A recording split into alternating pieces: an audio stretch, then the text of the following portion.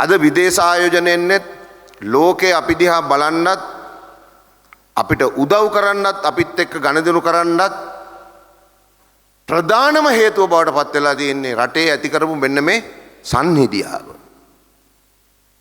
හරි. ඉතින් ආර්ථික සංහිඳියාවේදී ආර්ථික ප්‍රජාතන්ත්‍රවාදය ඕන. විදේශ ආයෝජකයෙක් සම්බන්ධ වෙනවා නම් අපි තුමු මේ ශේෂ්ත්‍රයටම එයාගේ පංගුව එයාට ලැබෙන්න ඕන, අපේ පංගුව අපිට ලැබෙන්න ඕන. අපේ දේශීය ආයෝජකයෝ ඉන්නවා, ඒගොල්ලෝ සම්බන්ධ වෙන්න අපෙන් නිතරම එනවා අහනවා. දැන් මේ මෑතකදී NLDB එකට සම්බන්ධ ඉඩම් වලින් විශාල ප්‍රමාණයක් එක්තරා ආයෝජකයෙක් ඉල්ලීම් කරා මාව හම්බෙන්න කීප සැරයක් ආවා දූරියන් වගාවක් සඳහා. මැලේසියාවට දූරියන් යැවීමට අපෙන් ඉල්ලුව අක්කර 500ක්. අපි දුන්නේ නැහැ. අපි බෑ කිව්වා. සභාපතිතුමා මේකට තදටම විරුද්ධයි. හේතුව අපිව හම්බෙන්න ගොඩක් අය කෘෂිකර්ම අමාත්‍යාංශයට, කෘෂිකර්ම පශුසම්පත් ඉඩම් වාරි මාර්ග අමාත්‍යාංශයට ගොඩක් අය ආයෝජකයෝ අපිට පෙන්නනවා විදේශ විනිමය ඉපවීම ගැන. එතකොට දැන් මේ ව්‍යාපෘතියත් මම දැන් කියපු දූරියන් ව්‍යාපෘතියත් විදේශ විනිමය ඉපවීමට අදාළව ඒ පැත්ත තමයි අපිට පෙන්වන්නේ. අපේ අමාත්‍යාංශයේ මූලික පදනම වෙන්නේ ඇත්තටම කියනවා නම් අපේ ජනයාගේ ආහාර සුරක්ෂිතතාවය වෙනුවෙන් ඉඩම් පරිහරණය කිරීම. ඒක තමයි ප්‍රධාන දේ. අපිට විදේශ විනිමය උපයන්න තව ක්‍රම ගොඩක් තියෙනවා. අපේ ඉඩම් ටික ඔක්කොම විදේශ විනිමය උපයන නිෂ්පාදනයන්ට ගියොත් අපේ රටේ ජනතාවගේ ආහාර නිෂ්පාදනයට කෝ තැන්. ඒකෙන් මං අදහස් කරන්නේ නෑ මේ අපි ආහාර නිෂ්පාදනය කරලා විදේශ විනිමය උපයන්න ඕනේ නෑ කියලා. නමුත් අපි ඉන්නේ බරපතල තැනක ආහාර සුරක්ෂිතතාව සම්බන්ධයෙන්. ඉතින් ඒ බරපතල තැන විසඳන ඒකට උත්තර හොයන එක තමයි අපේ අමාත්‍යාංශයේ තියෙන මේ ආහාර නිෂ්පාදනයට අදාළ සියලුම ආයතන සහ ශේෂ්ත්‍රවල වගකීම. එතකොට කිරි නිෂ්පාදනය පදනම් කරගෙන, කිරි ආශ්‍රිත නිෂ්පාදන පදනම් කරගෙන කටයුතු කරන්න තමයි කිරි සහ බිත්තර මස් වර්ග ඒවා නිෂ්පාදනය කිරීම පදනම් කරගෙන අපිට වෙන් කරලා තියෙන ඉඩම් ටික අපිට බෑ ඊට පිට නිෂ්පාදන සඳහා විදේශ වෙළඳ පොළට යවන්න හරි මොනාට හරි යොදවන්න. එතකොට අපි අපේ කාර්යය ඉෂ්ට කරේ නෑ වෙනවා. ඉතින් ඒකට වෙන ඉඩම් අර මං කියපුවට වෙන ඉඩම් තියෙනවා. අපිට LRC ඉඩම් තියෙනවා. වෙන ඉඩම් තියෙනවා. නමුත් අපිට මොකේද NLDB කේවා මේ අරමුණට අද අපි මේ කතා කරන ශේෂ්ත්‍රයේ ඉදිරිය වෙනුවෙන් යෙදවීමට පරිබාහිර දේවල් වලට යොදවන්න අපේ අදහසක් ඇත්තේ නැහැ. ඉතින් මම අර ආර්ථික ප්‍රජාතන්ත්‍රවාදය ගැන කියන්න ගිහිල්ලා තමයි මේ තව පොඩ්ඩක් එහාට මෙහාට ගියේ. කියන්නේ ආර්ථිකයට හැම කෙනෙක්ම සම්බන්ධ කරගන්න ඕන. අපිට සතුටුයි අලුතෙන් 500ක් මේ කටයුත්තට සම්බන්ධ කරගන්න ලැබීම. එතකොට ඒ වගේ ඒ අයගේ නිසි පංගුව අපි ඒ අයට ලබා දෙන්න ඕන. ඒක අපේ අනිවාර්ය වගකීමක්. ඊළඟට අර මං අර කිව්වනේ මේ ආයතන දෙක ගැට ගහලා තියෙන ප්‍රශ්නයක්. ඒකට අදාළ ආර්ථික මූලධර්මයක් මං චුට්ටක් කියලා ඉවර කරන්න. හරි. ඒ වචන එහෙම ටිකක් කතා කරාට කමක් නැහැ. මොකද අපේ දේශපාලන සාක්ෂරතාවය වැඩි දියුණු වීම සඳහා. මොකද අපිට එක එක සාක්ෂරතාවයන් තියෙනවා. දැන් අපේ මාධ්‍යවේදී මහත්තුරුන්ට තියෙනවා මාධ්‍ය සම්බන්ධ සාක්ෂරතාවය. ඒ ගැන මම ගොඩාක් කියන්න යන්නේ නැහැ. හරි. ඒ කියන්නේ මේකයි. ඔයගොල්ලෝ නිතරම අහනවා මේ පහුගිය දවස්වල නිතර කියවිච්ච සාමාන්‍ය ජනයාට එච්චර නොතේරෙන ඒත් හිමින් හරි තේරුම් කරලා දිය යුතු වචනයක් නව ලිබරල් වාදය කියලා. මේවත් එක්ක සම්බන්ධ වෙලා තියෙන්නේ මේ ආයතන දෙක ඒකත් එක්ක පැටලිලා තියෙන්නේ. හරි. නව ලිබරල් වාදය. නව ලිබරල් වාදය කියලා රනිල් වික්‍රමසිංහ මහත්තයා ඇතුළු පහුගිය කාලේ අපේ රටේ හිටපු පාලකයෝ ගෙනාවේ මේ රජය ආර්ථිකයෙන් මුළුමනින්ම ඉවත් විය යුතුයි කියන ආර්ථික මොඩල් එක.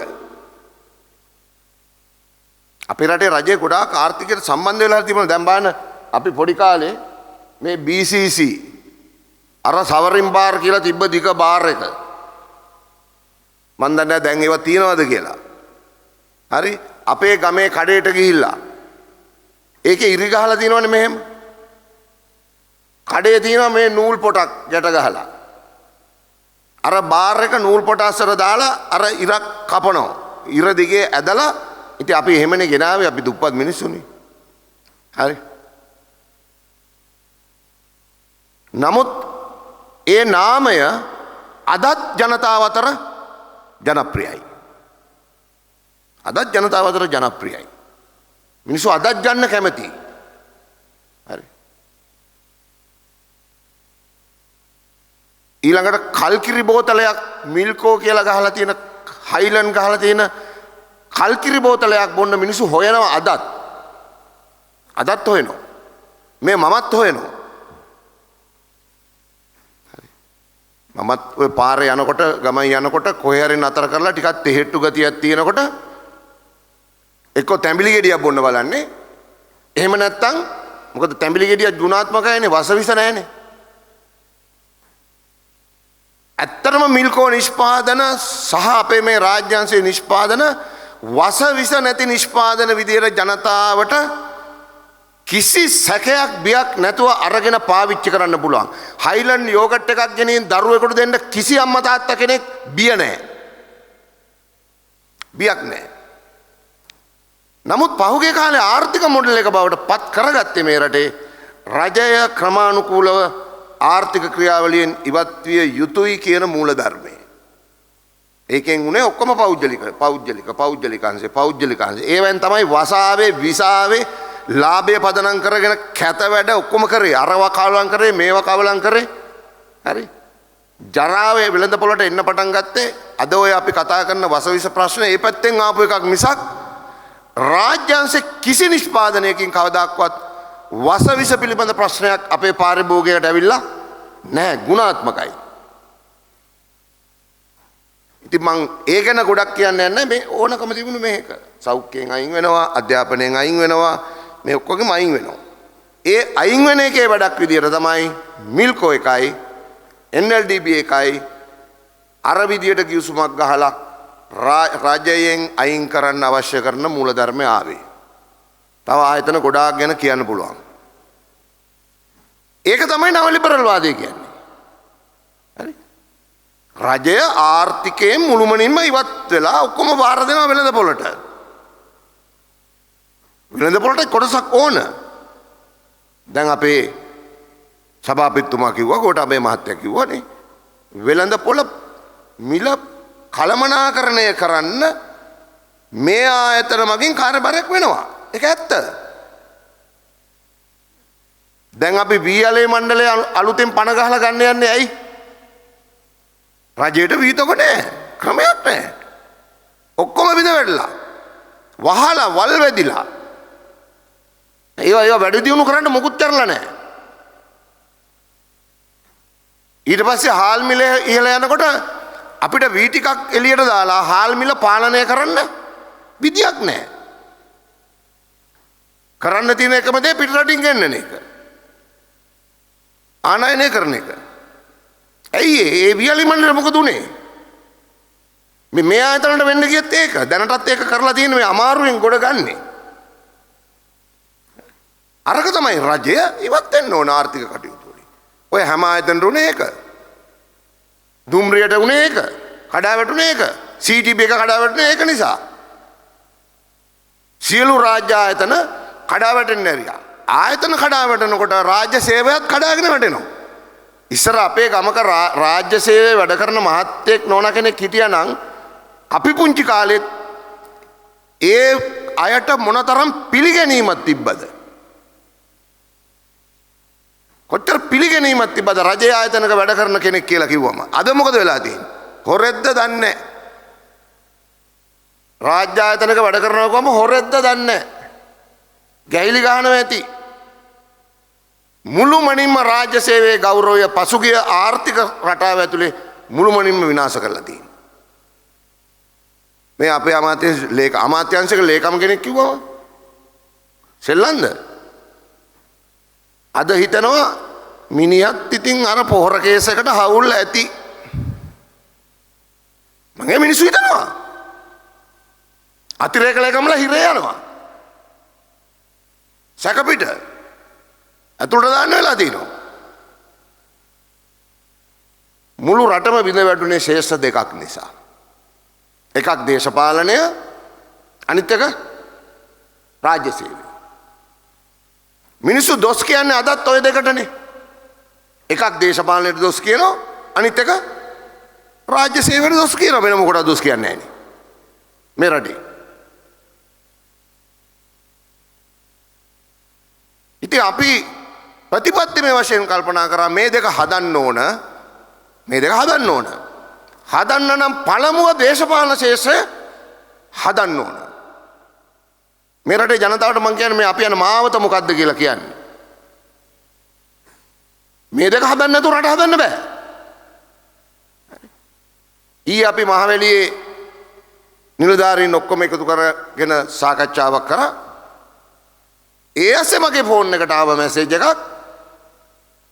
රුපියල් 20000ක් ඉඩමක් දෙන්න, රුපියල් 20000 ඉඩමක් හදලා දෙන්න බලපත්‍ර රුපියල් 20000ක් අරගෙන මහවැලියේ නිලධාරියෙක්.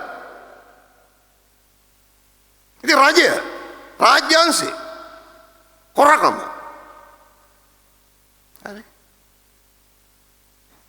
ඉතින් අපි වැඩ කරගෙන යන්නේ යම් කිසි මූල ධර්මයක් එක්ක. නිකන් ආවට ගියට නෙමෙයි.